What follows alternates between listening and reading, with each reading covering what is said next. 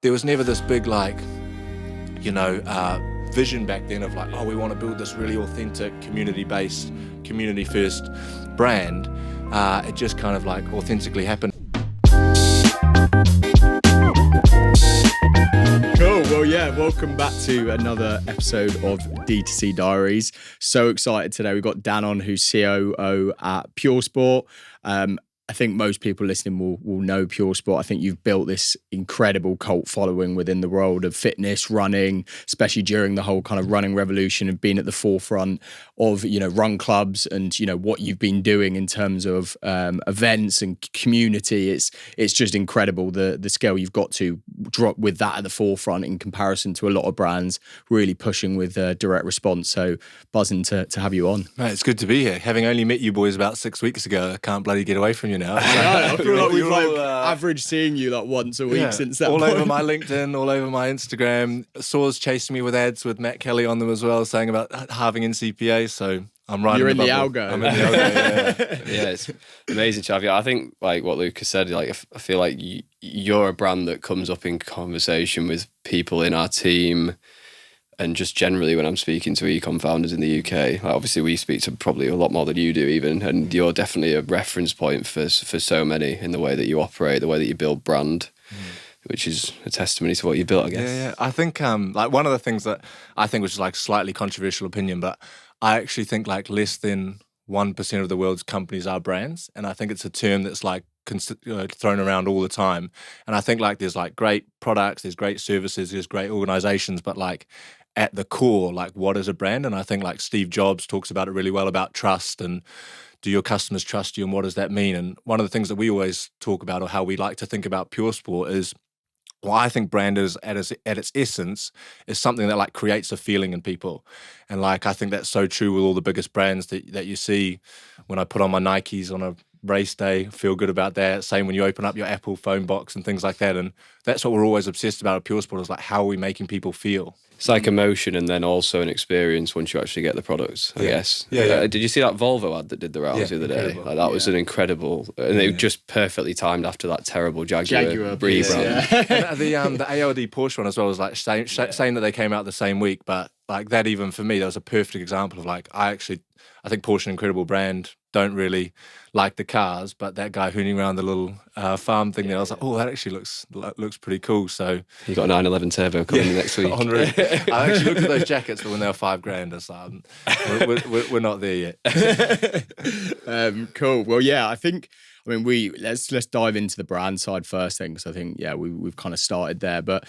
Yeah, it's like you say, brand is a feeling. I think it's one thing that, especially within D2C, naturally very direct response driven, founders really struggle with. How have Puresport approached brand from a top level, since kind of building the business? Yeah, I think it's like something like it's been very authentic to us because we're really passionate about it. Puresport was founded by Grayson and Adam. When they were playing rugby, they were taking lots of opioid painkillers to manage injuries, and at the time that wasn't something that just felt that good to them, felt that natural to them. They was changing their mood, it was upsetting their guts, and they looked for a natural alternative. So I think like Puresport at its core was founded on a purpose. And although it was originally like CBD oil at the time, that those two knew that there was like a much wider vision for like what Puresport could be. And the CBD oil or CBD kind of wave that ensued from there, it was a wave that Puresport was able to ride on because there was lots of excitement around it. Puresport was the first products in the world to be tested for drug-tested athletes, safe for them to use. So it got a lot of initial traction there, lots of professional sports people talking about it. But I think like right in the early days when I joined, there was a moment in time where Adam was sort of going off to LA at the time to go and play rugby, and it was sort of just Grayson and myself working like day to day in the business, and we were looking around all the time at what other people were doing, and because CBD was like this big thing, loads of people were raising money, loads of people were like getting into boots, discounting, all these sorts of things, and we were looking around all the time, and it was actually taking up so much of our energy. And we actually went to a cafe one day and we sat down and we're like, all right, let's just have a think about this, about price point, about products and things. And we actually just sat there and said, we actually just need to stop looking at what anyone else is doing and let's just build the Nike of the supplement space. And that became like a core focus then. And we adopted, you got the racehorse mentality, and our WhatsApp picture of our group now is a picture of a racehorse with a Puresport mask on that can't see other people. The blinkers. Yeah. And then so from there on, it really made a clear, like, we don't really talk about that much now because, they're drawing the comparisons to Nike. But I think when you say that, everyone kind of gets what that brand would look like. Yeah. And when we think about brand, we're always saying, like, if we were building a hero brand in the category, if we wanted to build a 50-year Puresport, would we do this now? And if the answer is no, we kind of generally don't do it. Yeah. Yeah, no, I love that. And I think what definitely from seeing even your own personal brand on LinkedIn and, being into the offices, what really comes through, and I think the mistake that a lot of founders make is they create this mission or vision for what the brand needs to be. They have their values and then it kind of gets forgotten about. But I love how much at the forefront it is. Even when you go into the office, it's so apparent. It's over the walls. The team are living it. It's saw on LinkedIn you had a speech and behind you was a bit more about the mission, about empowering people to embrace resilience and things like that. I mean, talk a bit about that and your approach to really feeding that in at a team level. Yeah, I think again it's like back to our roots about why we started, and I think everything we try and do it from a place of authenticity, and we're kind of like doing a bit of potential fundraising at this moment in time, and something that somebody said to me was, we believe that the companies of the future will be valued on their values as opposed to their necessarily financial performance. And I think that there really is something in that now. I think our generation, the generation coming behind us, the brands that we buy into are the brands that make up our identity. The coffee shops that we go to, the clothes that we wear, the drink bottles that we have, that's saying something about who I am as a human. So we've always tried to do stuff that's really authentic to us. The big brand sort of piece that we've gone into now, we've only really nailed that in the last 6 months. Prior to that, because there's only 4 or 5 of you, or then 7 or 8 of you, everybody just kind of gets it. What we found out this year is we've moved to a team of 15, 16. You actually need it to be written down somewhere. But I think how we think about our brand is we have a decision-making framework now of we want to be the best running supplement brand in the world. So if we've got an idea in the business, does it align to that? If the answer is yes, does it align to our strapline for the long run? And that under for the long run, there's a whole lot of storytelling principles about the anti-quick fix mentality, about building something that's long-term health, long-term exercise, long-term connections. Does it align to that? Yes. Does it align to our company values? Yes. We'll just get on with it. You don't need to come up to your manager and be like, oh, hey, I've got this thing I want to do. Can you sign it off? And that's one of the things that I've really notice as the team's grown, there's just so much more communication that takes place. So we've tried to make this central pillar of hey, if it aligns to all of these things, let's just get on with it.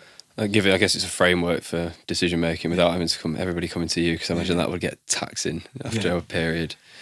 Super interesting. I think you're a really good example of thinking long term, which is really, really hard to do. I think, especially in e-commerce as an industry, which is a lot of people look at it for short-term payback, quick growth. I think that ability to align around a longer-term mission and vision is really powerful. Mm-hmm. Something that it's an education process that I'm currently trying to go on for our brands is work. I come from a direct response background. We've talked about this. Yeah, I thought you were going to evaporate when you came to the office. Yeah. But learning, I've learned a lot from conversations with yourself, and I've said in the last podcast with Arjun, same with him, is the way to think about. It's just a world where I've not spent a lot of time in, and it's just a different way of thinking, less measurable, but just as valuable if you do it correct, the right way. So yeah, super. Yeah, I think it's you'll probably hear me say it a few times, but authenticity, the products have come out of this authentic need for something more sustainable, something that could be taken long term. I've got a professional rugby background as well. That's how I met Grayson, and I came through that sort of painkiller cocktail era where if you had something wrong with you, they'd give you some tramadols, get on with it, get out there. And those are opioid-based painkillers. They're really difficult to get a hold of now. They've made them much more difficult. But back then, you could just get a pack like that. And rugby players are interesting, and I think it's kind of set in an interesting foundation for my business career, because there's an element of rugby players being commoditized. They're just you're good until you're good, and then you're kind of out. And so I think the products have come from something authentic. The exercise is just something that's been intertwined with us as sports players our whole lives. And the Run Club was born out of, we went from playing professional rugby and training, 2 or 3 times a day, to being sat in a WeWork with laptops for 8 hours and be like, this is actually no good. And then at lunchtime, it was like 3 or 4 of us went for a run. We only used to run 2K to Caffeine in Soho from King's Cross. And we used to need like a break then, and then like have a coffee and then run 2K back. And then off the back of that, a couple of customers messaged us and said, hey, that office is close to where I am. Can we come along? So then we had 6 or 7 people at lunchtime, and then, let's meet at Regent's Park. And it kind of went from there. So there was never this big, vision back then of like, we want to build this really authentic, community-based, community-first brand. It just kind of like authentically happened. And I think that you guys could probably hopefully see that. And then I think there's loads of good examples of inauthentic community making. That was what I was about to say. Yeah. I feel like that's something that we're trying to figure out right now, is like, and I feel like what's something that we're starting to see is that like, everybody's doing these offline events and community things. We need to do it too. And I think every brand could do it, like if they really thought about it in the right way. Like, but I think there's a lot of examples of people just trying to do it for the sake of it because they think it's going to drive like growth or business outcomes. Yeah, exactly. I think it's about probably why it's come so naturally and authentically is because there's been that mission, that narrative that people can get behind. So it's like they want to be a part of the lifestyle that you guys have portrayed, which has made it easier. So you almost have to go back a few steps and look at it from that perspective. Like, what do we want people to be a part of here? Because like you say, a lot of the time it's just forced, and it's, let's do a coffee morning or let's do this. And it's like, what relation does that have to that bigger picture that you're trying to create? Yeah, I actually had a perfect example the other day of someone almost falling into the trap, but then really thinking about it, doing a really good job. It was the Stubble founder. Went and had a conversation with him, and he was talking about how they're trying to do a few more offline things. And he said to me, I sort of, in the office we were talking about like, should we start a run club? And then we really thought about it. It's like, there's loads of run clubs. And then he's like, but what we've come up with is we're going to go and do the bag drops at run clubs. And I was like, that's perfect. You've taken this like moment that is annoying for run clubs to like manage. You guys are a bag company. You're going to streamline that. You've got Gazebo there, Stubble & Co. I was like, that is the perfect example of community building that suits your brand. It's just so organic. Exactly. That's a genius idea. And you've mentioned to me how terrible that bag drop situation is before, so has other people. And it's things that people don't think about. But I think like, it's exactly the same thing I said. It's like, I spent 2 hours in a coat room. It's just hanging up coats. People don't think about that. But I think as well, like, I think there's loads of layers to it. I think like at our core, we talk about wanting to break the quick fix mentality. And you guys might have seen on my LinkedIn the other day, I was doing a talk to all our community leaders. And we spoke about like the quick fix mentality. In essence, it's like we're all a part of it right now. I think phones have accelerated it. I think access has accelerated it to like, if you want to sleep, you get a sleeping pill. If you're in pain, you'll get a painkiller. And like people are just like this all the time. Even dating, instant gratification, diets, exercise, like everything. And like at our core, that's what we're about. So if that's like our North Star of breaking the quick fix mentality, like how do we tap into that? And I think it's maybe a little bit deep, and like especially if you're performance marketing boys, but hey, not so much for me. Yeah. Like Puresport at its core, like we stand for 3 things: putting good things in your body, exercise, and meaningful social connection. And if you do those 3 things, you're 99.9% of the way to be healthy. And what we're kind of tapping into there, and people say this to me all the time, they're like, I come to Run Club and I like, it's amazing, I just kind of get it. And like when people come to Run Club, we don't have to stand up on the table and be like, hey, we're Puresport, this is what we're about, we do these performance natural supplements, etc. People just in the room, it's buzzing, it's chatting. And the reason for that is because like as humans, instinctually, we all know nature's good. Like it's provided all our food, water, oxygen, sleep patterns, seasons for as long as we've been around. Same with exercise. Like humans have known for as long as we've been around. And like when it comes to running, our bodies are developed over time to become better runners for hunting, Achilles tendons, all these sorts of things. So exercise feels good to us, and so does running, because when we're kids, we used to sort of run around and that kind of feels good. And then the final thing is connection. And like humans are social beings. Like it feels much better being here chatting to you boys or, in a room full of people than it does just being by ourselves. And that goes right back to thousands of years ago. Like, it used to be better sat in a cave with other people than it did sitting by yourself. And I think, like, for as long as you can see in history, people have always identified themselves to social groups, whether it was your tribe, your clan, your primary school that you were a part of. And what Puresport does is it taps into those three things, and we don't need to tell people that because they just like instinctually feel it. So that's how we're trying to like think about the brand, because what we're kind of talking about here is that there's a feeling that's created there of like, oh wow, and there's like, we're going to have our first wedding next year of people who met at Run Club. We've got tens of thousands of people who now like are friends. We've got people who message us like from all around the world in the DMs saying like, oh, I saw the Run Club and now I've gone and signed up to my first 10K and things like that. And I think that's the impact that we probably don't think about, that sort of a thing can have. And I think one thing you've done very well is like how you've got these community leaders that are really driving that through, and like the fact that you know, like you say, you have meetings with them, you really kind of make them the true brand ambassadors in many ways, but it feels really organic. And I think a lot of the kind of offline or private communities that you see fail is when you don't have that real, you know, those leaders that are driving it forward and living and breathing it. Talk a bit about like your process there, because I remember when we were at that dinner and you kind of showed me the WhatsApp group, just like these people just fucking love it. You know what I mean? Like they love the brand and like they live and breathe it. So like how have you kind of what was your kind of process or strategy in building these people in to help? Yeah, no process, no strategy. It was like we were rocking up to Battersea Pure Park. vibes. we were rocking up to Battersea Park. We had 100 people there.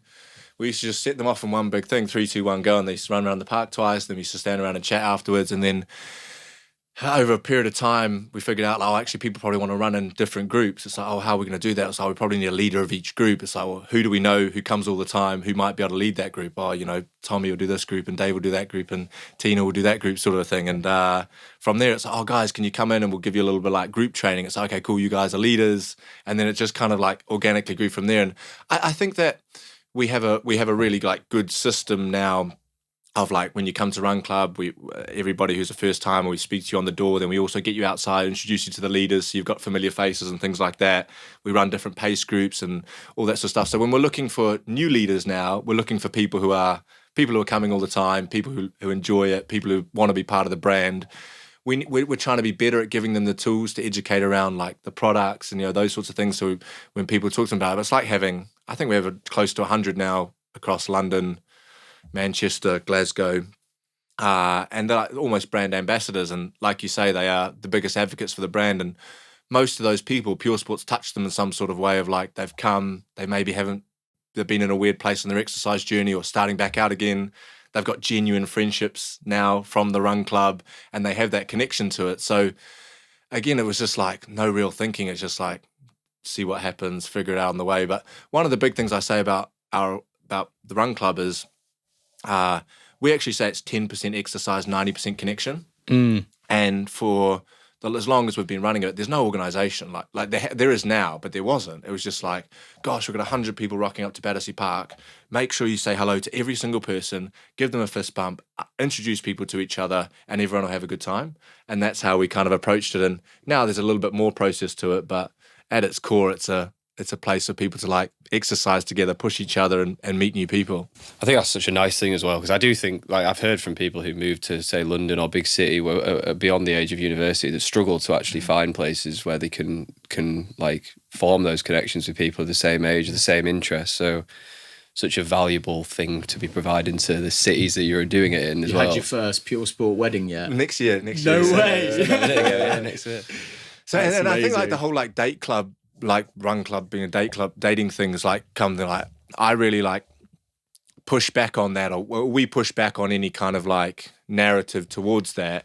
And what I say about that is like, if you put 300 to 400 people in a room who are all a similar age, who all run together, similar interests, it's like, of course there's going to be people who, you know, meet each other. I think what's more weird is that we think that's weird. I think the time in which we've been through in the last 15 years where you meet someone by swiping on your phone, I think that's the generation that will look back and go, that was a bit odd. So I think like if you look before that, people used to meet each other at work, at sports clubs, at all these sorts of things. We're kind of like going back into that generation now. And I think the in real life element is like really gonna pump over the next 5 to 10 years because I think people crave it and it's enjoyable. It's like that counterculture against like being chronically online, which I think is where everybody's obviously headed towards. COVID, massive acceleration, and it definitely feels like that. It feels like that when you see in companies returning everybody to work in offices, like all of these clubs popping up. There's so much diversity, more diversity around like IRL experiences. Well, Thursday are absolutely killing it at the moment, and we've done a lot of work with them. But that's obviously their whole mission, like taking people offline, like very anti the apps and like meeting real people, real connections. Yeah.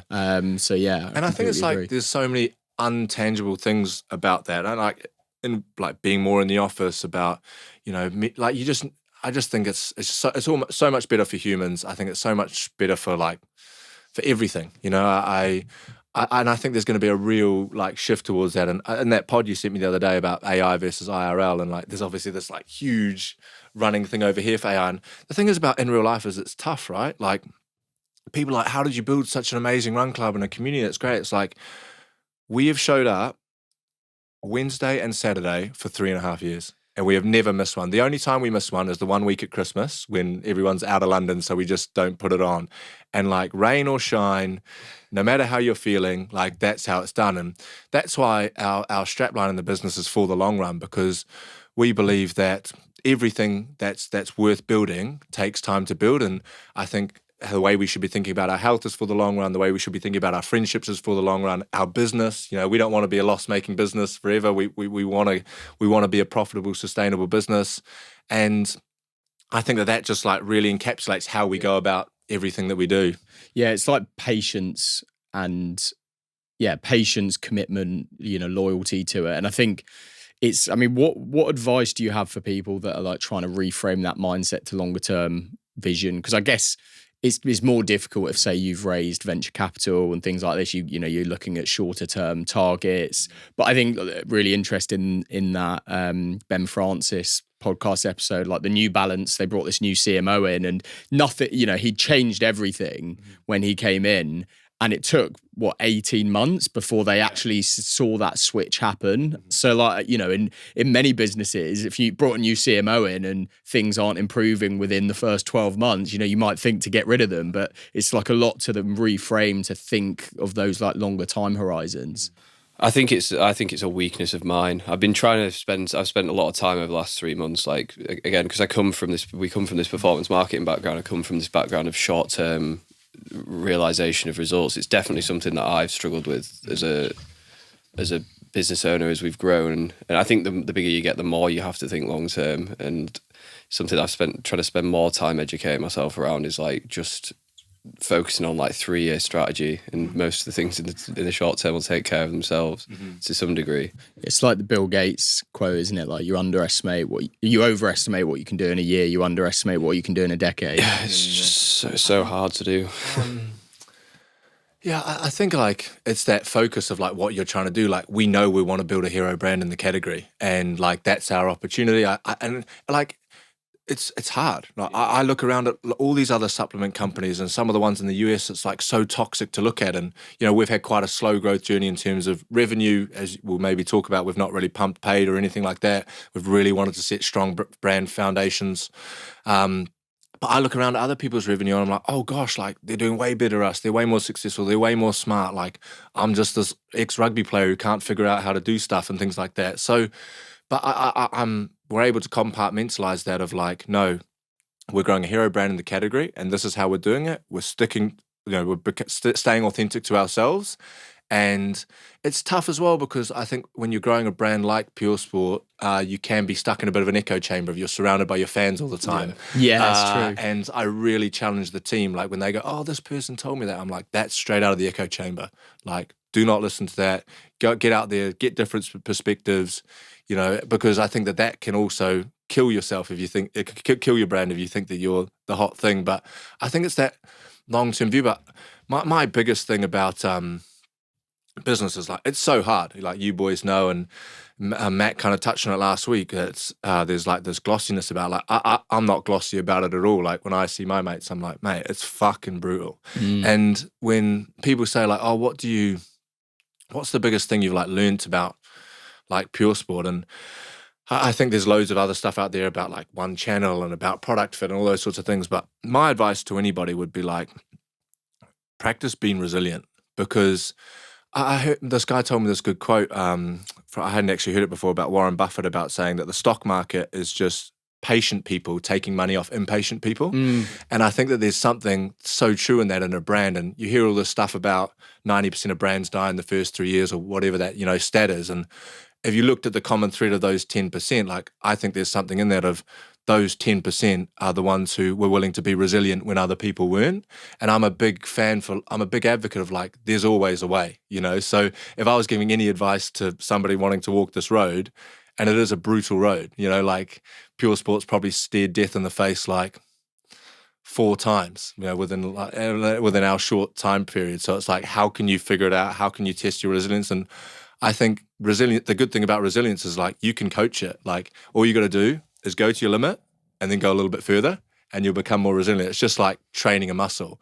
So that would be my advice to somebody, is like, what are those things that you can do to expand your resilience? And I think sport sets up a good foundation for that. I think professional sport probably sets up an even better foundation, because you've then gone into the like 0.1%, but you can do that in everyday life. And when people ask me like, who is Puresport for? It's very similar to something like that. Like, we're for the people who want to like set a goal and like show up for themselves.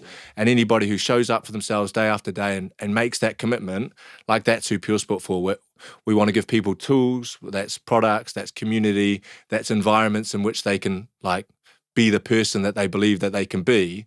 But that's who the kind of person we really advocate for. Yeah, it's like willpower is very closely connected to resilience, isn't it? Like, I read something that like the more little no's then add up to bigger no's. So like, for example, if you wake up early to go to the gym or to start work early, and then you then just snooze your alarm, or you don't actually end up going, it may sound insignificant in the moment, but that is ultimately what builds willpower. If you're saying yes to everything, when something you say you're going to do, actually do it, and that's what kind of builds that resilience as well. It's the Kobe mentality of he has that great piece of like, I never negotiate with myself, and if you're able to do that, every time, because everything's hard, right? Like, I think especially in leading a business, like, you question every decision. You're like, oh God, was that right? Or did we do that right? Or, oh God, could I have done that differently? And those same sort of questions come up when you're training for a race, or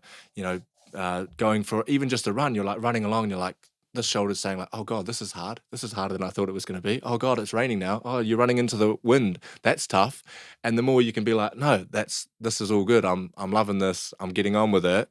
Like you say, it like builds that willpower. And I think that's the most powerful thing in a startup, because there's the next brutal moment is just around the corner. You just don't know what it's going to be. So trying to figure it out. I think people often, you don't hear people talk about those soft skills as things you can build as easily as like, you hear people talk about how they can get better at like hard skills. Like, I don't know an example off the top of my head, like anything in media buying.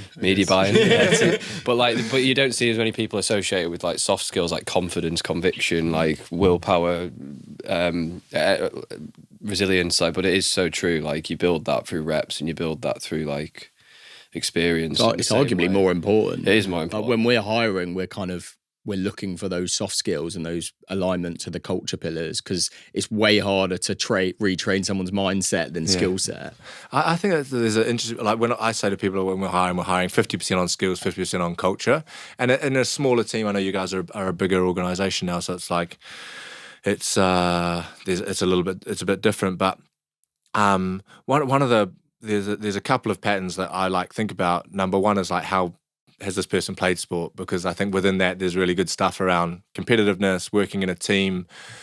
Also feedback. I think feedback is just like colossal. Like, so many of these young kids coming through now have not had feedback. But the other thing, which is an interesting thread, slightly controversial, is that I can tell the people that I meet whose parents were self-employed or ran their own businesses, and they have this element of understanding about what business is, and they stay longer, and they get it, and they understand it, because like, you even hear them say like, going through a tough time, oh no, I remember when my dad was going through something like this, and it was fine, it was tough, but we figured it out, sort of a thing. And I actually think that there's a real Like it's not it's not something we look for, but I can definitely see like those kinds of threads. But I think that one of the biggest moments for me that changed my view on business was the book called World Class by Ben Fennell and Will Greenwood, and it talks about the similarities between business and sport. And when I started thinking about business as sport, it just like clicked for me, you know. And I think sport is the easiest example of business, right? You rock up on a Monday, you make a plan, you want to execute on the strategy, you get to Saturday, you win or you lose, you figure out whether you did well or not, you come back on the Monday, you park it, you kind of move on. And business is similar in the sense of like weekly targets, monthly targets, etc. But like all the stuff around feedback, all the stuff around leadership, all the stuff around, you know, people wanting to know what this whole season looks like, all that sort of stuff, it all fits into business. Sport is business when you get to the top as well. Like it's one and the same thing when you get to upper. Yeah, super interesting way to think about it. I think I can tell that from your team, even like we've not been around your team as that much, but you can definitely feel that kind of shared culture and like the way. How do you kind of lead your team on like a daily basis, weekly basis, monthly basis? What does that look like, and how do you apply some of those principles to make sure that you cultivate that sort of shared culture? So I think I'll probably think about the things that they're sick of me talking about. So something that they'll be like, one of the biggest things is standards, right? And I played in a number of different professional sports teams. I played in teams that were getting relegated right through to, I did a year at England Sevens. So they call me like a turncoat Kiwi in New Zealand because I had an English passport, so I was allowed to play for England Sevens. But when I went into the England Sevens environment, the difference was just like this. Like I went from a team that was like being almost relegated, you know, people late to gym, people not wearing the right kit, you know, had people done their homework or whatever, into this environment, and it was like, bro, you're wearing the wrong socks, or like, hey, you're meant to be here 5 minutes before to stretch, or hey, have you done the homework on this thing because we're going on to the park now? And it was like, oh gosh. And what I really took away from that experience is like the best environments are where the standards have been driven from within. And it's unscalable to have an environment where the standards have been driven by me, and the only time that standards are driven are when somebody does something wrong and they're waiting for me to get angry about it. Yeah. The best time when Puresport is like singing off the same hymn sheet is where I can hear a new 25-year-old calling out somebody because we missed a deadline, or they weren't on time, or they were going to bring notes to this meeting that they didn't bring. And that's what I'm saying to them all the time, of like, anybody in this room can call anybody out on something that is not good enough standards. And when you relate that back to sport, if you gave me a bad pass, I will come straight up to you and say, that was a bad pass. I need a better pass this time. The feedback's instant, but also like it's not personal. And one of the things that we struggle with a little bit in our environment is because we have this group of people that are tightly aligned, there's a mission, they know what they're there to do, there's a lot of friendships. And what I say to them is, I love that you guys are friends, but being friends is not the most important thing here.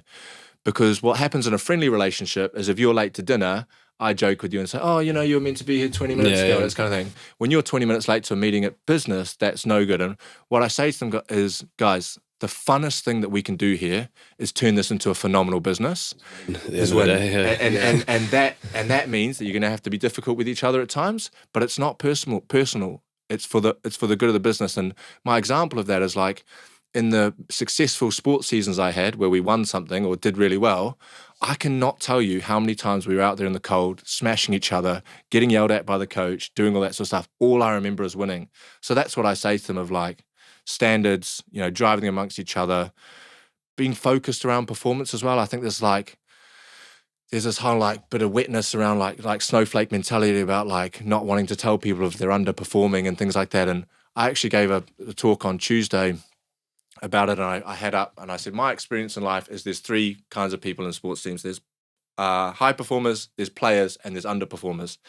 And you should all be thinking that you want to be in this bucket down here, because I can tell you one thing for sure, it's that high performers don't like underperformers. Nobody likes playing their best game of football and losing 3-0 because all the defenders were shit. You know, so I think when you flip, and it's not easy for everyone to flip that like sporting lens into their business, right? It might not be natural to you, but we really try and talk about that. Love that.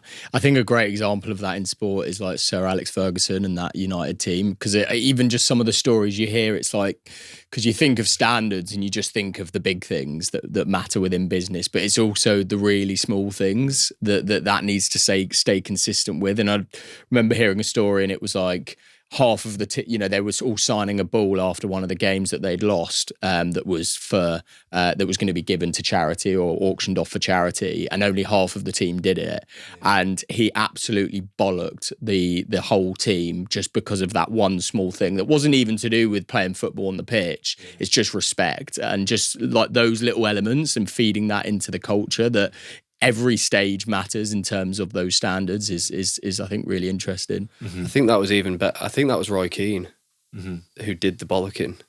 Oh, was it? I think so. It's an even better example of exactly what you're saying. And we were talking just before about like from the outside looking in, and of like how sport is looking at like a good example of like you can have teams with superstars, but if they accept mediocrity on like as a baseline, then everybody falls to that level and they won't progress to where they want to get to. And there's so many examples of that.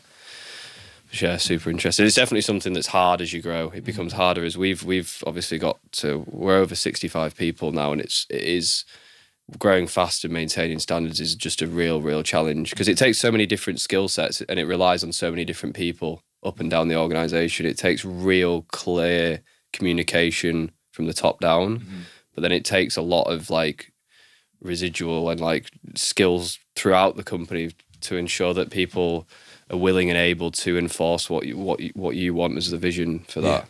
I think it all just comes down to that, doesn't it? It's like, again, like, there's big sporting organisations, football clubs and stuff who can align 500 people to this. I bet if you went into Liverpool right now and asked them how they were all feeling, I bet they're all feeling pretty clear on what they want to do, and everyone's singing off the same hymn sheet. And I think it is difficult, but I think instilling that at this size of sub 20 people, and then maintaining it to 20 to 40, and then you've got 40 people in the business who live and breathe standards. But it's super difficult, right? And like the thing is about me, as I know me as a human, like I really push people. I push to get the best out of them, mainly because I think that they're capable of doing really great things. But I'm not a real angry person. I like, it's really energy draining for me to be angry, and it's obviously sometimes you just have to be angry or get angry or these sorts of things. But like, I notice for me that drains a lot of energy. For me, where I get a lot of energy from is pushing someone in a way that they thought, oh, maybe I'm not going to be able to do that or thing, and then there's so many examples I can give of like people then producing their best ever work because they've been taken to that place. They've felt that. They've felt like, oh, I can do this. They've had that support, and then doing those things. So, but it's super difficult. But it's that frame of like you're doing them a disservice if you're not doing that as well. Like it's the best for them to go through that process. Yeah, I also say to them of like, guys, I probably don't think that you in this room are aware of what this business is capable of doing. And, when we look around at all the big sports nutrition businesses in the category, MyProtein, Bulk, On, Maxi Muscle, all those big brands, SIS and things, like, I don't see one good brand there. I wouldn't actually even call, like, agreed.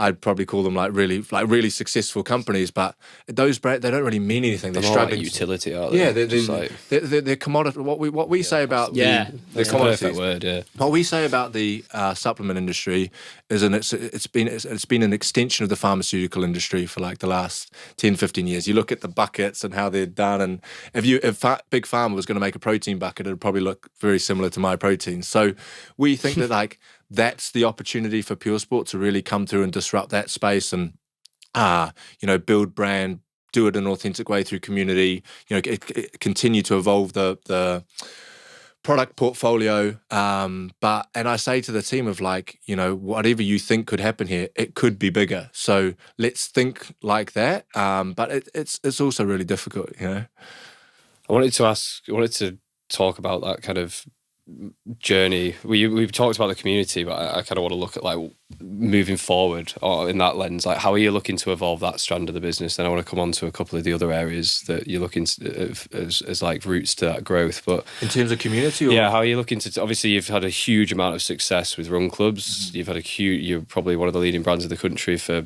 for offline community, but what does the next phase of that look like? How are you planning to evolve it maybe into next year or 2026 and so forth? It's really difficult, right? Because the thing I've toyed with probably most in the last 18 months is like, do we launch 20 city run clubs, or do we just make London the run club like really great, and then people see that and that gives us the social proof and gives us the content that we need to accelerate that? And it's one that it's been really difficult. And the thing is that's so tough about it, and this is kind of like our experience, right? Like of like what we're trying to do in terms of on the brand level, because we've not felt comfortable to put our brand in somebody else's hands at the same time. Like you launch a run club and we get 10 requests a week from cities around the world, around the UK of like, can I launch one here?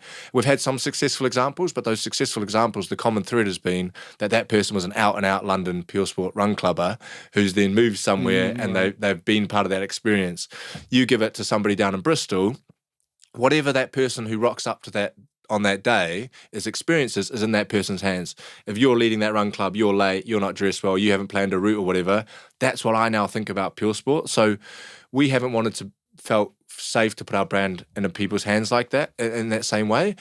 The other thing that's been difficult for us is because we have our own big run club, like you've mentioned there, a lot of people see us as a run club brand, or their first interaction is like, I didn't know you did, products, which is also a good way to like filter people in. But what that means is we're actually like, especially to the London run clubs, like a bit like, they don't feel intimidated by us, but they feel like if we're trying to do stuff together, that there's like an agenda. We're trying to steal their members or whatever. But we're like, guys, we're a supplement business. Like we have electrolytes, it's super relevant to your audience. Like how can we like figure out doing something together? So there's things that we're thinking about that, like partnering with run clubs to become hydration partners, and doing all those sorts of things, which are a bit more low resource for us. But also like we're going to double down on getting out there and getting to stuff. I think we're really good in person. Like we could send any person in the team to an event in Manchester and get them to stand there and talk about products and fist bump people and do all those sorts of things. So, and there's thousands of events throughout the UK every year that scale. Yes, it's resource heavy, but that other people don't want to do it because it's hard. And we do want to do it because we like doing hard stuff, and we think that that's going to build a moat around our business. So I really, I went to a chat the other day about, I think I mentioned to you, and they talked about the Fruity Flowers thing, and like, there was like the incredible like direct sales response, not like online, but they're signing people up to these flower subscriptions. And there's something in that for Puresport, maybe not on the like signing up to subscriptions there on the spot, but like around the sampling, around the connecting with people. And interesting in that pod, when Ben Francis overlaid that data, it was all their best performing areas were the areas in which they were doing a lot of events. Yeah. So that I think what Puresport will have is it will have 4 or 5 satellite run clubs in the UK. I think that we will be going to shitloads of events and really like building out that kind of community. Like you look at the Red Bull like way that they've tapped into that with like the Red Bull events teams and all the uni students. And if you're a Red Bull events team person listening to this and you want to send me a message, we're looking for people like you.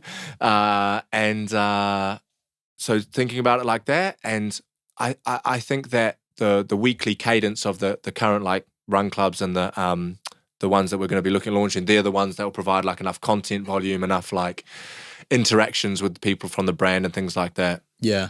Have you thought of any or done anything that's more around like gamification or challenges? Because this is something I'm seeing like in some big supplement brands in the US that are doing really well. It's like they will train with them towards their first marathon and they'll document the whole thing. And I think that is a really interesting space that I think is only going to grow. Yeah, well, Bandit did that good one. Or Bandit have done that good one with the marathon plan. And like so from the first week of the year for the last 2 years, we run a 16-week London marathon plan. And like we had last year, we had probably like 500 people following it. We didn't put a lens on it of like, hey, let's get everyone's emails, let's do this, let's like be sending them. So we sort of had a sign up where if they wanted to know what their other runs they should be doing throughout the week were, not just the Saturdays, email us and we'll send you the PDF plan. But so we should be like much better at that. And I think something I'm always drawn to is like there has to be a Puresport membership, piece. Like I think the best example for us in recent times is Rafa, when they moved that to like a digital membership and they had these ride outs that were organised by the community and things. I get like slight like anxiety thinking about trying to build a tech team inside are already like Yeah, but even like, But, I know we were speaking about it, but even like how you can bring that to some form, like you've got Circle now. We've built a few recent Circle communities where you can layer in education, places where people connect and meet with one another, and almost like where it lives online but still privately. And I think there's lots of opportunities there. But I think just like quickly, one thing that is, you know, been listening to you talk, and one thing that I think is just really interesting, and why I think one of the reasons of many that you've built such a great brand is because you really, you know, you're selling the feeling more than the product. The product is secondary. Like even when you were saying there, like we didn't look at it through like a lens of like, we're doing this to make money. We're doing this to you know, to sell product, to shield products. Even with your run clubs, you say that we're not really pushing it onto people. I think the mistake people make is that they try and build a brand, but they're looking through the lens of like, I'm doing this, or a community, and I'm doing this to make money, or I'm giving education because I'm expecting something off the back of it. And it feels like Pure Sport almost have this mentality of like there isn't that expectation. If you like what you see, then yeah, great, but we're not going to force that onto you. 100%. Yeah. Have you boys read Start With Why? No, I haven't actually. It's a really brilliant book by Simon Sinek. Yeah. It talks about inside out marketing versus outside in marketing. So inside out marketing would be Pure Sport sat around a table, they feel like they're going to go for a run. They go for a run. It grows into a run club. That run club sells more products. It's like inside out. Outside in marketing is looking at Pure Sport and going, that looks like a brand that's growing really fast. They have a run club. A run club must mean we sell more products. Let's start a run club. You know, so it's like looking at the outcome of like, what are we trying to do here on a like sales level? And then let's go back and do it that way. And if you said to me like, why are you doing a London Marathon training plan? It's like, my answer would be to support 500 people in achieving something that they thought they couldn't achieve when they rocked up on day one. And we go with them on that journey and we get to know those people. And then we stand in our cheer zone at mile 23 and support them as they come past with them all logged into the app or whatever. If that person does not buy a product on the whole way through, it's still an amazing thing that they've like touched a point of the brand. And there's an example that I love of Elon Musk with Tesla, and his vision with Tesla is to accelerate humans towards more sustainable energy. And there was a really big thing when he got some technology patented, and he posted a blog on his website and said, anybody can use this technology, any other car companies, because it's still aligning to my vision no matter who uses it, because it's the best technology. And that's how I feel about Pure Sport. Like we talk about breaking the quick fix mentality. We talk about people like optimizing and prioritizing their health through exercise, putting good things in your body, and social connection. And anybody that's coming into that sphere, we support it. It's like when other run clubs were popping up, people were saying to me, oh, you like angry that there's like a competitor run club? And I was like, well, no, these are getting people off the couch, out onto the streets running. And yeah, at a moment in time, that person may go on to become a Pure Sport customer because we have a product that's relevant for them if we do a good job, you know, et cetera, et cetera. But that, yeah, like you've kind of summarized how we think about it. Yeah, it's like that opposite of zero sum. Like I feel like a lot of people view like business and even building brands as like that like competition, that zero sum game where it's just like people are taking from you rather than building up this like general pot of people who could become future customers for you. But yeah, it's a really refreshing way to look at it. Really refreshing. And there's been loads of things along the way of like, we wanted stuff that looked beautiful, you know, because we see in this category that this pharmaceutical category, like you go in and like it just looks shit. And one of the things that we were like is like, I love the, I don't know if it's a quote or a saying of like, consumer awareness drives consumer consumption. And if you're seeing something all the time, you're much more likely to take it. So if that thing is creatine under your sink in your My Protein bag, probably not that likely to take it. I have one. I don't take it every day because I forget about it. It's not there. If I have electrolytes on my desk every day in a beautiful branded bottle, I'm going to like take them. And we wanted to design products that we used to say like, let's make something that the mums of Notting Hill would have on the kitchen sink. And that was the way that we used to think about it. And we took a lot of inspiration from like your Aesops and these sorts of people about how they thought about that. And I think again, like, we want to create amazing experiences for people who come into the office, who come to a run club, but also like if you're in Aberdeen and we're never going to see you, like, what's that feeling when you open the box? You know, it's down to all the little details, like the debossing of the Puresport logo, the sliding up of the cardboard. Like, what does that make? And we want people to feel like, oh, I've invested in my health here. That's a cool thing to do, and it's worth it because this is a brand that really advocates for that. I think we'll get onto performance in a minute because I'd like to look at, you know, what the future holds and things like that. But I think just because we're on product, and something I did want to ask, because I think, as I said to you before we met, like I've always been an advocate of the brand. I've loved the brand. I've used it for a few years, and that was one thing I just, you know, it just felt like the attention to detail and the quality was just, you know, next level in comparison to a lot of supplements you have on the market. And, you know, it comes back to, we spoke about this, like the Brian Chesky video that I watched, and he talks about like a great leader is usually leaders, they disconnect more and more from the product. They've got teams that lead that, but he says like a great leader or like CEO in a business needs to be the chief product officer. Like they need to be driving the product and the best outcome for the product, and got that from like Steve Jobs. That was what Steve Jobs was always like. I'd love to know like what your relationship is in that, like, you know, process of building new products and how much connection you have with that. Yeah, I like fully lead on it. I love it. It's like it's the most. It's probably like... Didn't love it when you got those electrolyte sticks. Yeah. But, oh, mate, I don't know. There's many... I think there's something so incredible in making something, you know, like, and to see something from an idea in your head, to sitting around a table with your team and talking about it and flavors and those sorts of things, to getting a manufacturer in and making something, and you're going through some trial phases with it, and then that thing goes out into the wild, and then that person says to you, this product has really helped me.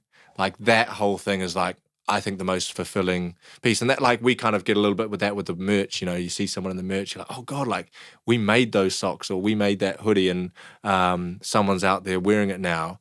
But I think the products is like, it's something like, I think you have to be passionate about it. And I think it's also something like you have to be that consumer. You know, I know people talk about that all the time, but we're always trying to think about like we're all avid runners in the office. Like, most of the people in the office have done some sort of running this year, or marathons or high rocks, all those sorts of things. Like, what are we taking? What moves the dial for us? And I think in a business like ours, or to do what we want to do, you have to stand for something, and often that means you have to stand against something. And we stand for products that work, and we stand against shit. And there is so much shit in the supplement, you know, industry. Like, I think the gummies are the most recent perfect example of, like, everyone's raving about gummies. There's 100 million revenue creatine gummy businesses.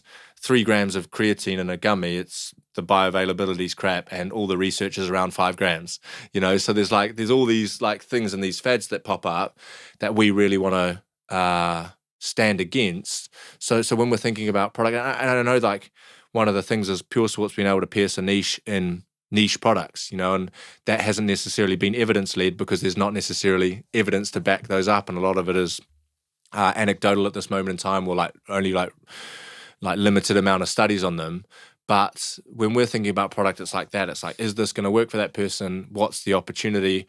We're not going to make a bucket of protein to go up against my protein. So, like, what are we? What's our piece here? And then how do we put a Puresport, you know, twist on it? But I really resonate with that bit that you said there, and like, I think that you'll notice the brands who stay close to it as opposed to the ones who don't. Yeah. I think it's it must be such and this is why I think that whole Ikigai thing is like, you know, you going into a business with, you know, something that the market needs, that you really are passionate about, and, you know, you're the persona as well. I think it gives you such an unfair advantage, because if you are the persona, you know what to create to solve the problem for yourself. Yeah, ultimately. Again, the Rafa, like, obviously massively successful business here in the UK, but, you know, like, all this stuff about like, oh, who's the Puresport customer? He's just say, it's me. Oh no, not Puresport, Rafa customer. He's just like, it's me. He just makes stuff for himself as a 40-year-old Keane cyclist who wanted to cycle like semi-seriously on the weekends, wanted to do a couple of trips a year. And like that's so easy, isn't it? Like George is the perfect I was about to example. say, John, Yeah, John, exactly. He is the perfect example. George makes stuff for George, and George is hugely aspirational. Like I think a massive inspiration to anybody building a business in this era, and the way that they've done things and the way that they've stayed true to who they are. And there's that real difficulty, I think, of businesses who go from like 20 to 100 million about it going more mainstream and all that sort of stuff. But I think they're a phenomenal example. And we did a big partnership with them, last year, and it was, they think about things This in is Represent, by the way. yeah, they think about things in a similar way to us, about like what are the details, what's the experience, and they're a bit more fortunate. They had like bigger budgets to like improve some of that experience stuff when we did the things with them, which was cool. Massive big logos up in the office and ice cream machines and things like that. But very similar thinking. Nice. Yeah. What in terms of, again, looking forward to next year, like what does the next 12 months look like for Puresport? I guess obviously you can't give away too many secrets, but like, yeah, what are the targets? How are you looking to get there? What Yeah, I we've picked up phenomenal momentum in the business in this last like 4 months again, and in the first 7 months there was just like loads of focus on all the wrong things, and I think that's another area that's like been so like prevalent for us over the last 5 years of like you can actually pinpoint the areas and like which we were focused on stuff that just like didn't necessarily move the dial for the business. So that's been really pleasing in the last 4 months, and we are at that stage now where we're looking at external funding. And I think it's an interesting. You guys obviously spoke a bit about it to Matt last week, and I think that if you're going to build a hero brand in the category, like the VC element, the VC route doesn't seem that logical because they're on these 10-year fund cycles, and it gets around that time, and the landscape changes on what they might want that business to be doing in terms of growth or EBITDA multiples and all that sort of stuff. So we're in that consideration phase now whether we do that. I think that those relationships, they all just come down to alignment, right? Like the worst thing is that all of a sudden there's this big misalignment on what you want and what I want. And my experience of business so far is like that's what ruins businesses, that's what ruins relationships, working board level, all these sorts of things. So I think that if you can find people that align to that, then it can be a hugely successful accelerant to the fire, especially if you've done some of those things. And where I feel we are with Puresport at this moment in time is, and you boys sort of say this to me, like you've done it the hard way.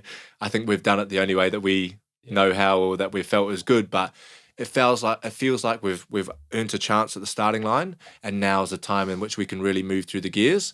We want to do it in a way that continues to be authentic to us, etc. But I think that it's only so long that a brand like ours can continue to do things before other people are, catching up, doing similar things. And it kind of really feels to me like next year could be a really, pivotal year for us. I would obviously love to go 100%. I've been on both sides of the coin, the years in which you're smashing the targets and everyone's happy, and then a year where you're not on, that's not the case and it's tough. Yeah. But like in terms of size, like we'll do just under 5 million revenue like this year, which is like 27-28% growth for us on last year. Would have liked to have been a bit better, but as I said, that like focus in the first 7 months was kind of difficult. And I feel like lots of people talk about that we look like a much bigger brand than that probably. And I'd say the big key difference to that is we don't really do paid media. That initially came via CBD restrictions and not being able to, and but also like not feeling that good at that moment in time as we were like trying to figure out who we are and how we came across and what ads we would be running and all those sorts of things. But my view of paid media for Puresport is it can be a really good accelerant to all of the things that we're doing over here. One of the things I talk about in the team is that our business, it should feel like we're trying to be rich and famous. I don't know if I told you boys about this. You have, yeah. About like on the rich side is all your performance marketing or your direct response stuff, and then on this side it's all your brand stuff. It's your community, it's your organic social, it's those sorts of things. And if we've got a really good working team, we should have this like fight, because wanting to be rich can just go like that. But what I say about the team is like, here's community, here's ambassadors, here's organic socials, here's paid media. Paid media can go like this, but we're not going to let that happen. Paid media can come up like this, but these things have to be coming up as well. So we're trying to figure that out. Yeah, I think that builds the best like business fundamentally as well. Again, I've said a couple of times, it's just that whole balance has been something I'm spending a lot of time educating myself on. And it's like that residual base of like organic revenue, which you've got such a strong foundation of. And they're probably going to be your most loyal customers, the ones that shop with the highest order value, the ones that interact with the most content, and just provide that. And if you can continue to increase those on below those other like paid or those short-term tactics, like it builds the best business because you've got the balance of the two. It was funny at that dinner, wasn't it, about like we were kind of doing like 30 grand a month on paid media last year, and we were just like, oh, I don't even know if this is working, like let's just turn it off. And I told you guys that story, and it was like you, it was Matt, it was a few others around the table. You guys like leaned in like, what happened? Because that would just like kill a lot of businesses. It actually made no difference to us. I think I said to you, but like revenue across those months, it made no difference. What it did make a difference was we weren't putting as many people back into the consideration top of funnel bucket, so we sort of paid the price on that like down the line. But I remember Jack from D Louise was just like, it's like he's coming on in a few weeks. And I think paid ads done right build brand as well. It's just like it's when they're done wrong and not aligned with all of the things we've gone through for the last hour, like that's when it can have a really negative impact. But they have a halo effect beyond just the ROI, and that's an example. Like a lot of that comes downstream, but they are just. Hopefully it's the easy way to grow for the next 12 months. We're gonna get some great results. We had our biggest ever spending month in October. It was like 140 grand. We spent 100, just under 140 grand or something. But like it was like the Wild West. Like we don't know what we're doing. We're just like running around the office. It's like, oh, they say we need 50 ads a week. Like let's make 50 ads, and everyone's just running around. There's no process, and it's something we've talked about. And then we stepped into the room. And you guys are like, what are you guys doing?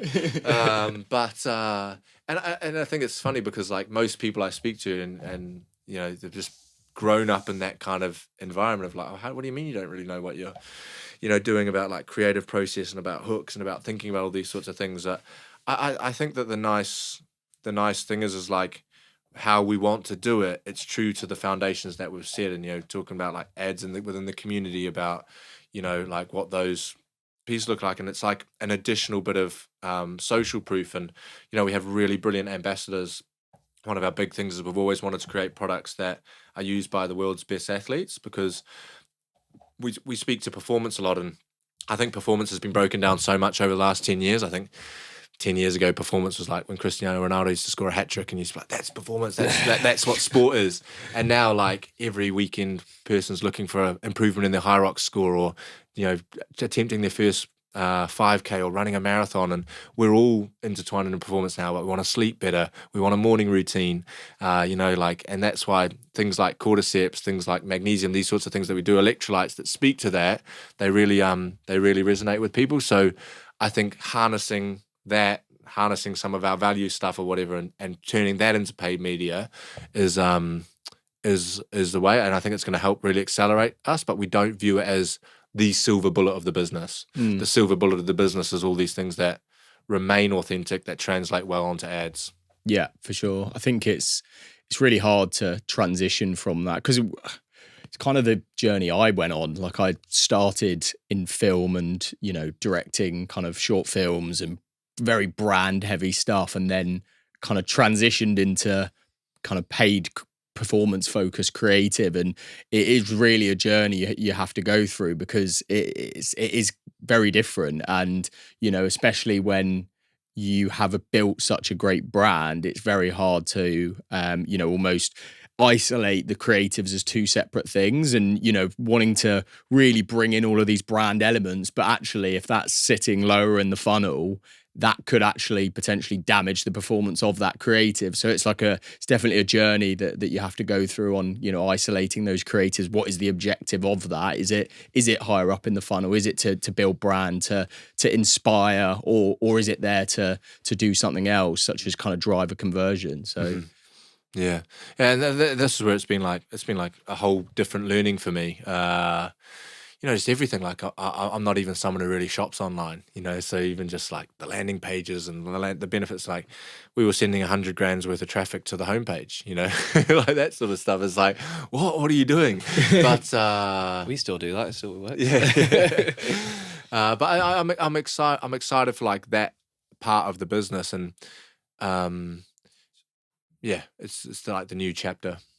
It's a great feedback loop as well. It's such a it brings those learnings through so quickly, and I think and a lot of things you find there you'll be able to apply probably in other areas as well. But yeah, cool. Well, we better wrap up because we're going to get kicked out probably any moment now. But Dan, it's been a fucking pleasure. Thank you so much for coming on today. Where can people find you? Our website's the main spot on puresport.co. Desperately trying to get the .com, but they've been evading us for a few years. And then Instagram is just Puresport. And then, you talking about me or Puresport? You, me, and bro. you. No, this find Puresport there. This is the opportunity to plug whatever you want. You'll find Puresport there, and then you'll just find me as Daniel Temm. I'm not really too much of a... You're faceless on LinkedIn, aren't you? Am I? Yeah, you've not got one a of them profile ones. picture. Really? I think so. They're the that's the red flags that when we're hiring, we look. Yeah. If anyone's got that, I'll click straight off. Good job you're not applying for jobs, I guess. Yeah, I think you've got to. Maybe you've not. Maybe I've just outed you there wrong. Yeah. Pretty sure you do. Well, yeah. Those bits there for like I try and like on the LinkedIn side, like try and talk about some of these things. I think is it faceless? Yeah, little blue silhouette. I keep getting this. I keep getting this thing about updating my account, and it's probably about that. Yeah, it will be. Mate, no wonder no one's replying to my job requests about like me trying to hire people. Who is this like, fraud? Hey, I work at Puresport. Can you think about this? But no, it's been really great. It's been cool, great to get to know you guys, and I'm probably learning from you just as much as you're learning from me on like the other side of the coin. So thanks for having me on. Yeah, thank you again. Yeah, appreciate it. Obviously, if you enjoyed this episode, make sure you subscribe on YouTube. You can obviously find us on Spotify. 5-star, please. It goes a long way. And yeah, we'll see you on the next episode.